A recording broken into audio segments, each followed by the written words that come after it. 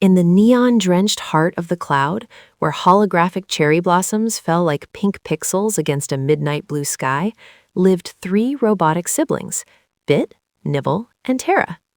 While the city of Neo-Kyoto hummed with high-speed data, a shadow loomed in the dark web. The Big Bad Glitch, a lonely vortex of corrupted code, was known to huff and puff, or rather, DDoS and DRes, any system that didn't have a soul.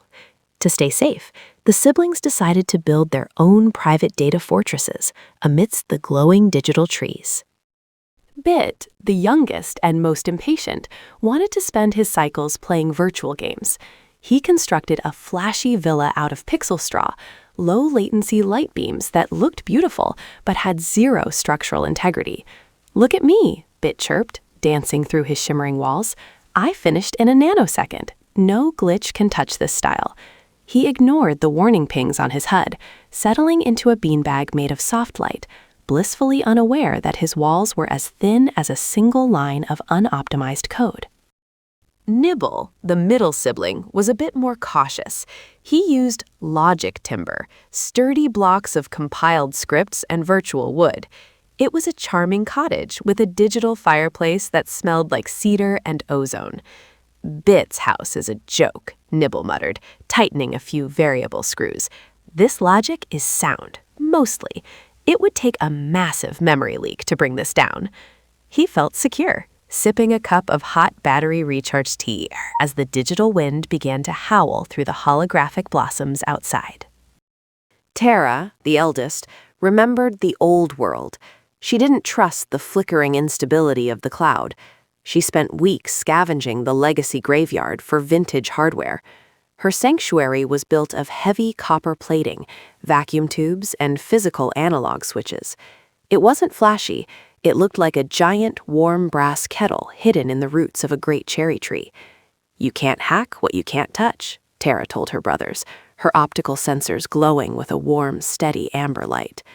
They just laughed and went back to their screens. Then the static came. The Big Bad Glitch appeared as a swirling storm of purple errors and jagged shadows. He hovered before Bit's pixel straw villa. Little Byte, let me log in," he roared in a distorted voice. "Not by the hair of my motherboard," Bit squeaked. The glitch didn't huff. He simply uploaded a buffer overflow.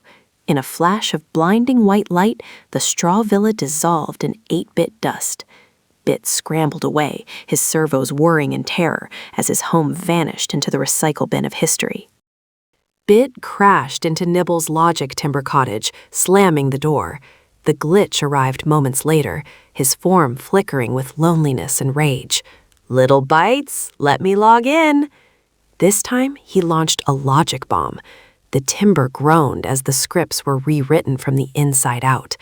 The walls began to glitch, turning into giant pink cubes of error messages.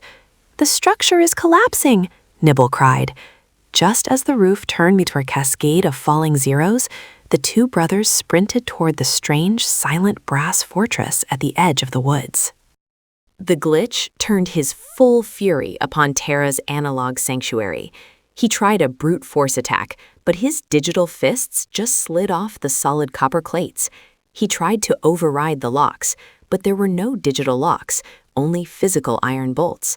Frustrated, he screamed a frequency that would shatter any screen, but the thick vacuum tubes only glowed a soft, comforting orange.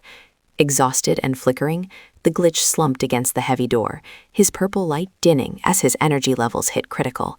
He wasn't a monster. He was just a broken program with nowhere to go. The heavy brass door creaked open, not with a digital chime, but a physical thud. Terra stood there, holding a plate of warm gingerbread cookies and a cup of soothing analog tea. "You look like you need a system reboot, friend," she said softly.